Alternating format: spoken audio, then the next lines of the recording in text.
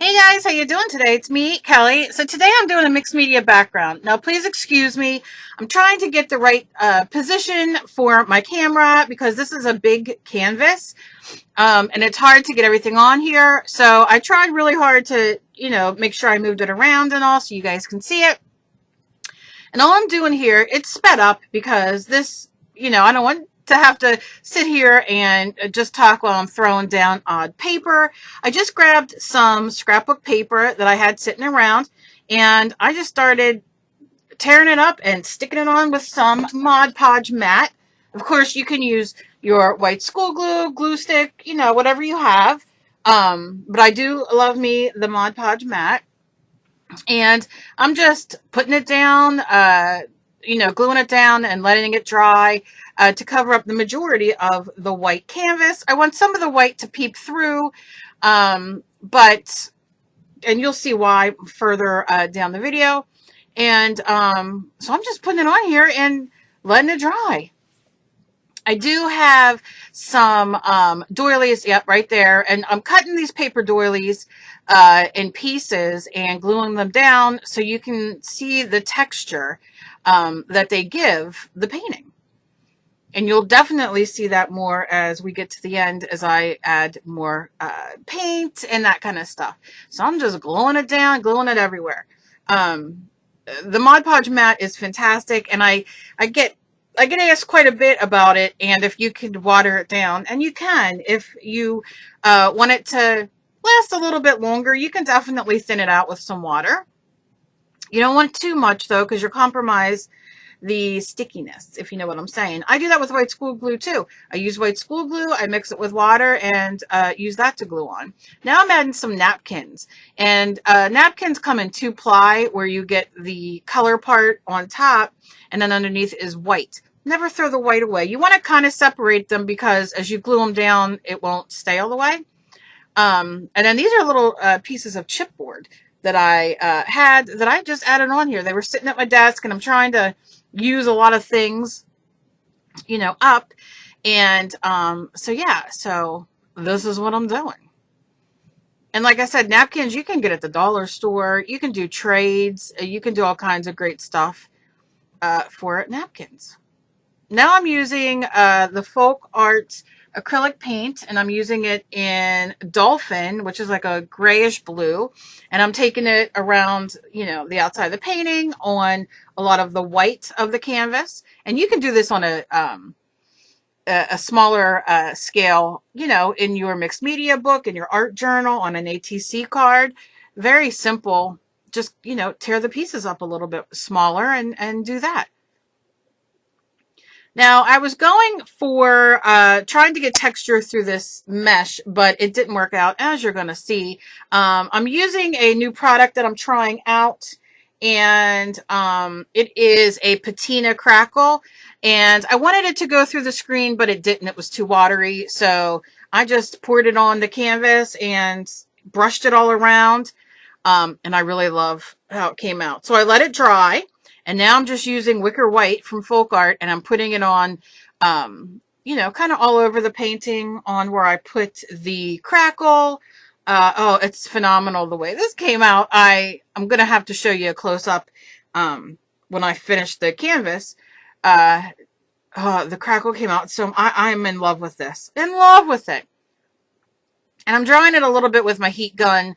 Not too much, just enough to get a little bit. It's damp down in my art room, so I just want to get a little bit of it done, and then I will just let it dry the rest of the way. I love the way the crackle came out on the bottom. It's just delicious. I'm going to try to insert some pictures. Now I'm just taking an old stamp with some archival ink. This is color box, but you can use your Stays On, Memento, whatever. You want an ink that, isn't going to lift up. It's not water soluble. If that's all you have is a water soluble ink pad, then go for it. That's red, and this is just another stamp. I'm not going for a full stamp effect. I'm just going for bits and pieces so you can kind of peep at it through all the layers. I mean, this is probably layer 4 that I'm doing right now. And I can do, gosh, 10 layers. I love it. But this is what I'm doing. And then I'm just taking it around my my ink pads are beat to heck because I just use them in 1,000 different ways. And now I'm using the Brusho crystals, you know, the powder.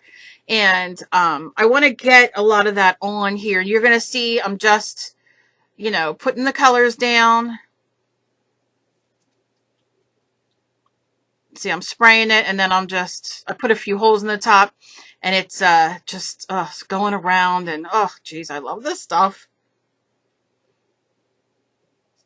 And if you don't have this, you can do this with watercolor. If you have, like, you know, watercolor paint or Crayola or whatever, just put some water down and let it, you know, let it kind of flow out. Because I'm not going for a definite definition of the sprinkles, although I did get a little bit of that, but you don't have to. I'm just adding some color. And you can see I put the blue down, and that blue, it went crazy and went everywhere. See it? I'm spraying it a little bit, and it's just going, going, going. And I love this stuff. And I'll show you how I tamed it down. It's not, you know. And now I'm going to drip it because you got to have some drips. I love the way this came out, this background. I just can't stand it, how much I love it. And I'm dripping it, you see, and I'm going to, you know, squirt it a little bit more. And I'm not keeping it as vivid as it is. You'll see. So now I'm adding a little bit more. And that's the yellow ochre I'm adding, you know, that I added up there. Now I'm just taking my heat gun. You can use a hairdryer or, you know, turn it upside down again. And I'm just kind of blowing it around a little bit, moving it so it kind of does its thing. And now I'm sticking a stamp in there, and you can see I don't want the full stamp effect. I just want pieces of it. So I'm like, you know what? While it's wet, I'm going in and I'm going to stamp. And that's what I did. And I really, really like the way, you know, it just takes bits and pieces. It just adds more layers. And this is just a cotton pad that I'm going in and picking up some of the excess water and just moving it around the canvas. This stuff's a lot of fun. And like I said, you can definitely do this with watercolors. It's not a big deal. You know, if you don't feel like you don't, you know, you don't have it, so you don't want to do this part, because it's fun. And now I'm just picking up, I got a piece of paper there, and I'm just sucking up that ink so I can use that in another art project. And I'm just, my wet paintbrush, and I'm kind of just going and, you know, picking up where it's wet and kind of, you know, pushing it around the canvas. Now you can see I have blue-green there that mixed, and that's a lot. So now I'm just taking some wicker white from Folk Art, and I'm smushing it around. Letting it drip a little bit, just playing. Now I got a paper towel, and I'm just sucking some of that moisture up because I want to break up that real concentrated area of the Brusho. And I'm drawing it. Now the Brusho is, you know, is going to reactivate. So I'm going to use this to my advantage, and I'm going to take some more of the wicker white, as you can see, and I'm just squirting it on there randomly. And then taking my brush, I'm using a dry brush. Do not wet your brush. And I'm just dry brushing all over, and you're going to see it's picking up all the texture underneath, which is fantastic. And I love it. And you can see it broke up that little bit of blue and green, and it's picking up on the doily texture underneath and some of the thicker chipboard. So this came out beautiful. And then I'm going to get on to the next part.